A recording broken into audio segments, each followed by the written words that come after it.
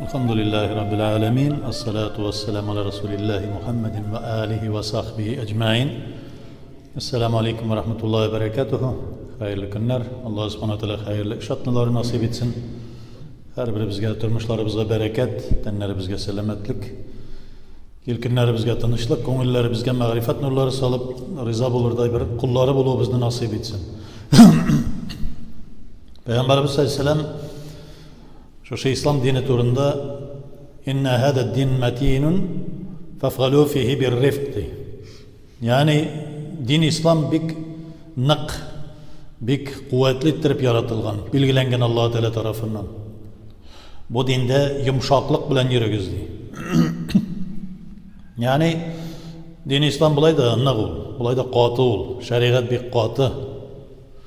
Şuşunda yumuşaklık bilen muamele kılırız. Yumuşaklık bilen yürüyüz. Dinni yumuşaklık bilen tutuguz. Arttırmağız. Yessir ve la tuassir diye Peygamberimiz sallallahu aleyhi ve sellem ayeti. Jingileytigiz, avraytmağız diye. Yani jingileytigiz diyen söz şeriat hükümlerini bozup nindedir bir jingil hükümler uylap çıkarırız diyen söz tügül. Şeriat birgen hükümler işinde yumuşaklık bilen, jingillik bilen avraytmış ya. Eller indi bid'atlar kiritip avraytıp nindedir katılık bilen, bütün merhametsizlik bilen jirmegiz diyen anlatı. Çünkü tağın bir kabatlap aytamiz inne hada din matin. Ol bolay da bik şunun kadar katı nak buldu şeriat. Kur'an-ı Kerim'de de namaz meselesinde de aytıp koyal. Namazdan bir şeriat hüküm ettirip ko'rsatdi. İnneha lekebiratun. Ol bik avırdı. İlla alel haşirin. Huşuğu bilen Allah Teala'dan korkkan kişilerden başka. Allah subhanahu teala şulay yok. Ve yuridullahu bikumul yusra ve la yuridu bikumul usra diye. Uraza meselesinde gelgen ayetlerde Allah subhanahu teala Kur'an-ı Kerim'de sizge ağırlık dilemedi. Sizge kirisince jingillik bilen müracaat etdi. Yani uraza meselesine gelgen dedene. Bulduralsağız tutuğuz urazanı, bulduralmasağız fidye berigiz. Seferde bulsağız fidye bilen berirsiniz ya ki indi seferden koytkaç tutursunuz.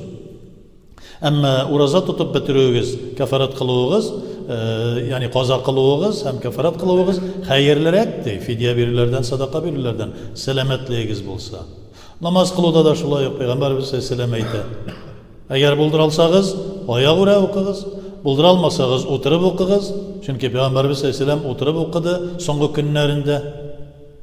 Onu alıp çıktılar da indi. Ebu Bakır Siddiq okutkan vakitte, Peygamberimiz çıktı deyip sahabeler arasında söz ketkeş. Ebu Bakır Siddiq namazda bulgan vakitte ortağı safka koşup Peygamberimiz sallallahu aleyhi ve sellem'ni algı safka getirip oturtalar. Şulay oturup okuy. Hatta indi oturup okuy almasan yatıp okuy. Lakin namaz jingillik bilen avraytma. Eğer de indi taharet alalmışsın iken elbette salkın vakitte taharet alıp namaz oku bik de ecirli, sevaplı. Lakin salkın tiyüden korkasın iken teyammüm kıl. Peygamberimiz sallallahu aleyhi ve sellem şunu da bilgirdi. Jiniplikten yaki başkadan şu gusül tiyişli bulgan nerselerde gusül kıl. Yani bütün tenin bilen ulu taharetini al, lakin eğer de salkın tiyüden korksan, ya ki birer avruğun var ise, o vakitte teyammüm al, jirge suqi kitap kır. Birisi yüzünü sürtürüşün, birisi kullarını sürtürüşün. Yani jingillik bilen. Şulay yok, cihat meselesinde de. Şol kadar getirip koyalar ki bugün günde cihat namaz okurga öğrenmegen, taharet alırga öğrenmegen, cihatga çıkarga, degende bulay deyip bakırıp jirler kayber kişiler. Cihad, mümin Müslümanın cihadı seferdi Peygamberimiz sallallahu aleyhi ve sellem. Andi hadisi de var. Suyuti Hazretlerinin Cami-i Sagir'da sahih hadislerden kile. Mümin Müslümanın cihadı sefer yürü. En birincisi cingillik bilen aydı. Şulay yok indi ana hatın kızlarga cihatga çıkargan mısın degen vakitte Ümmü Gayşe radıyallahu teala anha aytdi. Bizge işler gelsin, erler cihatga çıga, özümüzün vatanımızını yaklaylar, kafirler bilen soğuşalar, tegile aytalar, bulay aytarga degende sizning için cihat, haj, umre di. Hatın kızlarga. Peygamberimiz sallallahu aleyhi ve sellem her vakitte de jingillik bilen müracaat etti. Hatta endi ana Alloh taolaning shu avratmau meselesinde belgirtek. Her bir kişini özünün sınıfı bilen, özünün ornu bilen yarattı deydi. Kimdir ana la ilahe illallah deyip aytdıysa, men qala la ilahe illallah dakhalal cennet. Hatta qaybirleri akıldan şaşıp şunu soruyorlar. Qora ömür boyu kafir bulup jüri-jüride kişi ölür aldından gırgırası kelgen vakitte la ilahe illallah Muhammed Resulullah deyip aytip tövbe kılıp gitti de hem cennetke de elegemini. Elege deyip Peygamberimiz sallallahu aleyhi ve sellem. Elege. Çünkü Allah Teala onlarga şulay işlegen. فَنُبَدِّلُ السَّيِّئَاتِ بِالْحَسَنَاتِ. Eğer de siz ihlastan tövbe kıldığınız ise sizden bulgan günahınızı savapka eğlendiren deyip. Kur'an-ı Kerim'de Allah Teala ite فَنُبَدِّلُ السَّيِّئَاتِ بِالْحَسَنَاتِ. Eğer de ihlastan tövbe kılsanız jingil gine فَاسْتَغْفِرُوهُ. Allah Teala'ya istiğfar kılığız, gafur etiniz, tövbeler kılığız. İnna Allah tevvabur rahim. Adem aleyhisselam nindi derecede şu cennette yaşagandan soň düştü de başka türlü zatlarga. Şoluğanın bilen birge cennetten çıkarıldı. İblis lagnetullahi aleyhi kovuldu, tavus kuşu, yılanlar kovuldu. Peygamberimiz aleyhisselam şuşuna bizge müracaat etip bizge hadislerinde söylüyor. Adem aleyhisselamga Allah Teala ana nişik. فَاتَّلَقَّى أَدَامُ رَبِّهِ بِالْكَلِمَةٍ فَتَابَ عَلَيْهِ. Başta Allah subhanahu teala Adem aleyhisselamga tevbe sözlerini üretti de فَتَابَ عَلَيْهِ. Onun tevbesini kabul etti. İnna Allaha tevvabur rahim. Allah subhanahu teala tevbeli, merhametli tevbelerini kabul ediyor. Merhametlinin merhametlisi. Yani Allah subhanahu teala jingillik bilen özü de müracaat etti bizge. Nindigine işiniz var ise aşağı şu meselesinde de aşka ölür dereceye jetseniz hatta haram bulgandıngızda da Allah subhanahu teala ruhsat etemdi. Aşka ölmesden bir tapqır aşap koyurga. Onda da jingillik bir kişiye nişiktir özün halaketke, özün nindidir avrayıtıp nindidir dereceye ketertirmesden özünüzni köre turup otqa taşlamağız, ölümge taşlamağız, nişikkine bulsa da selametliğinizi saklağız, özünüzün selametliğinizge zarar getirmeğiz diye Allah Teala Kur'an-ı Kerim'de hem Muhammed sallallahu aleyhi ve sellem özünün sünnetinde şunu korsatı. Eğer de senin namazın ağırlık getirip sana şul kadarı bir zarar getirlik derecede bulayken o vakitte onun kadarı bulmadı.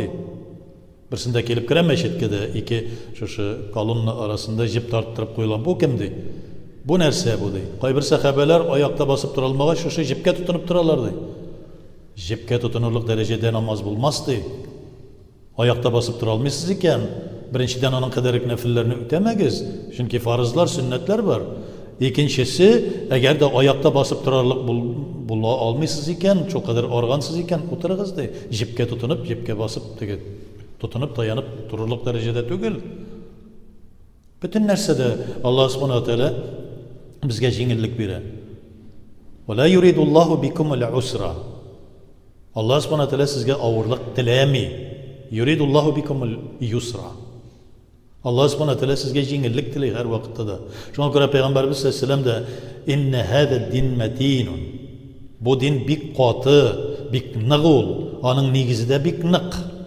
Esası da bik nık. Bik katı. فَفْغَلُوا فِيهِ بِالرِّفْقٍ. Şu dinde yumşaklık bilen yürügüz deyip. Yumşaklık bilen. Kafirlerine karata da katı bulmadı bir. Yılmaydı Peygamberimiz sallallahu aleyhi ve sellem. Özün mesqil etken Yahudi kurşusunu da hatta İslam'a getirlik derecede buldu. Hallerin surap üstüne her gün pamuy tükken kurşusunu da. Hatta özüne karşı Medine'de bir hayırşı, bir sukır hayırşı yolunun şatında basıp, 4 yol kesilişinde basıp durup Muhammed'e sallallahu aleyhi ve sellem'e iyermegiz, ol sataşkan, ol tegile, yol bulay deyip turgan kişiye gün sayın rızık getirip onu aşata idi. Ölgenden sonra Ebu Bekir Siddiq gelip de sen ol kişi tügildi, şul sukır kişiydi. Müşriklikte, kafirlikte bulan kişi, hayırşı, dilençi. Yok men dey, qayasın men gün sayın getire turgan tegi bir yumşak көңіллі kişi dey. Sen Muhammed sallallahu aleyhi ve sellem turunda aytasın dey. Onun turunda söyleme mena dey. Men anarga qoşulmağız deyip qıtırtıp turam dey. Ol bet keledir edi. Neşe yıl seni ol özünün mübarek kulları bilen aşattı dey. Hatta özün sögüp, özün mısqıl etip, bütün kişiye qıtırtıp Кычкырып, анарга йөрмәгез дип кычкырып торган кешегә дә Аллаһ Субхану Тәгаләнең шушы хәйр хөрмәтен күрсәтеп, Пәйгамбәрбез саллаллаһу алейһи йомшаклык күрсәтте.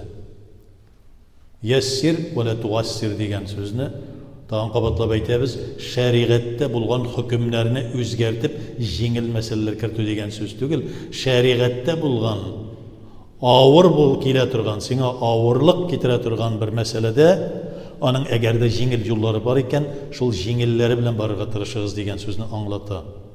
Аллаһ Субхану Тәгалә һәрбер безгә дә шәригатьтән аерылмыйча Аллаһ Тәгаләнең ризалыгын һәр вакытта да үзебезгә эзләп, истәп йөрүебезне насыйп итеп, Раббана атина фид дөнья хасанатан ва фил ахирати хасанатан ва қина азабан нар. Аллаһу акбар.